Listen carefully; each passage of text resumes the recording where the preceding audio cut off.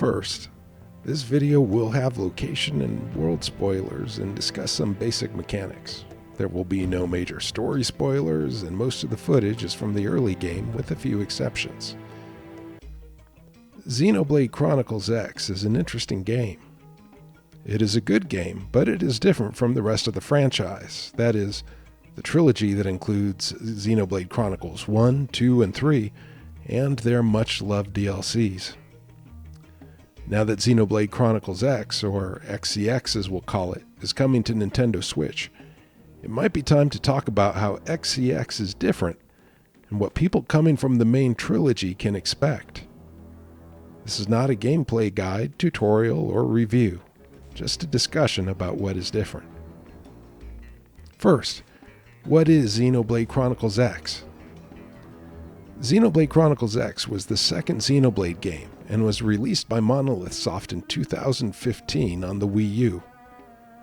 It was a substantial departure from the first game, Xenoblade Chronicles, released first on Wii and then receiving a miracle port on the new Nintendo 3DS. The setting of XCX is that you are one of many human survivors who fled a doomed Earth in a giant ship that eventually crash-landed on the planet Mira. Now you are focused on building the developing society and helping humanity survive in a hostile environment. As I said, Xenoblade Chronicles X is fundamentally different from the main trilogy. The most important difference is that instead of a traditional story-driven JRPG, XCX is structured like an MMO. As such, after an introductory cutscene, you create a custom character. There is no Shulk, Rex, Laura, Noah, or Matthew. This one design decision echoes throughout the game. In character creation, you pick a voice from a good cast, including Adam Howden, the voice of Shulk. However, while you have very minor choices in a few dialogue spots, your character is not voiced. The other characters just respond to you after you select your option. The voice you select is heard through jump sounds a la Rain's alley-oop, and battle shouts which work into a pretty deep combat mechanic that we will not examine in this video. The result is that cutscenes do not have the same impact and emotional depth that they do in the other entries. XCX tells a good main story with unexpected turns, but it does not reach the heights of the trilogy, which, admittedly, are some of the best in all of gaming. However, in XCX, the story has a different role in the game and the game's world. The trilogy games have an overall main story quest that propels the game forward and provides motivation to press ahead. As you reach new areas, minor cutscenes may play, quests open up, and the main story progresses. In XCX, story is told through quests that you select. You decide when to start the next main chapter quest. Yes, there are a few requirements generally dependent on completing other quests or achieving exploration goals, but this structure does not generally have the urgency of the trilogy. In the trilogy, the journey of a small group of characters intimately portrays the societies and societal problems of the game world. The group then works to change that society.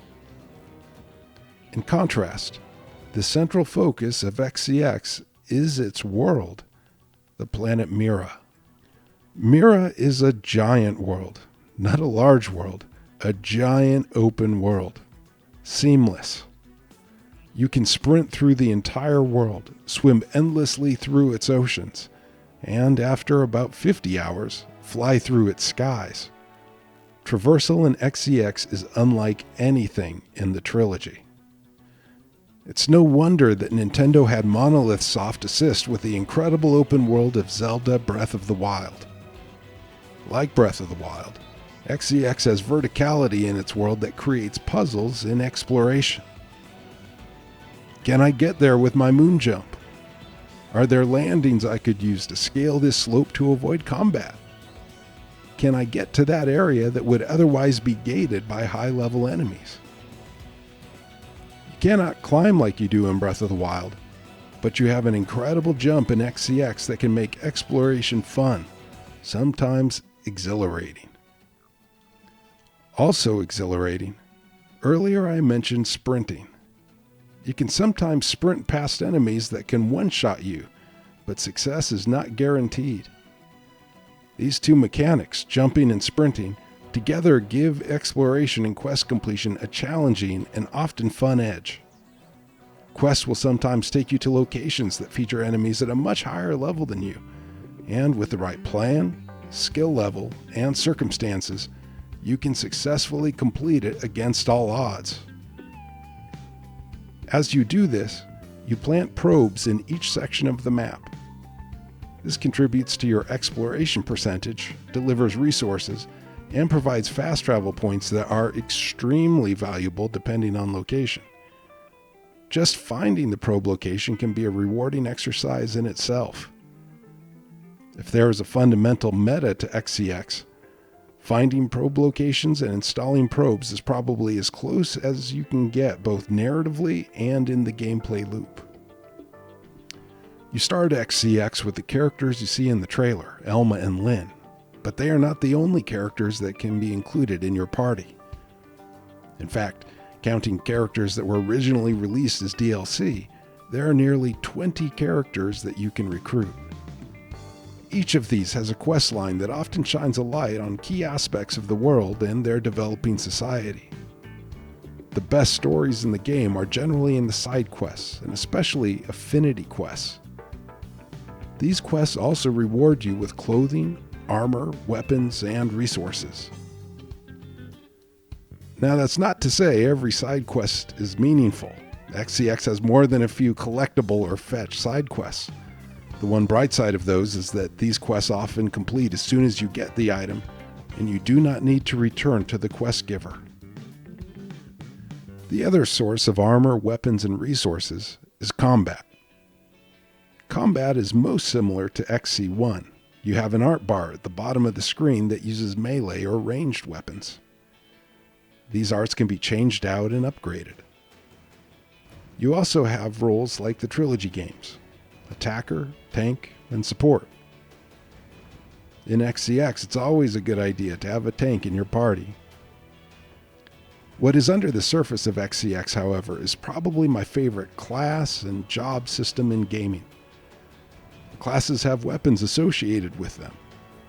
You can change the loadout for other characters in your party, but not their class.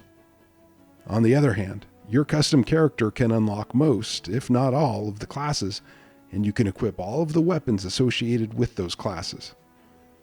As you gain battle points from combat, you level up the class you have equipped. It's still good to be deliberate about which classes you want to use. There's a lot of min-maxing potential here, and in the whole game, if we're honest. If you enjoy leveling up skills, arts, gear, etc., XCX has a lot for you, the most in the series. About clothing, armor, and costumes. XCX has a very good armor and clothing system, even if the menu takes some getting used to.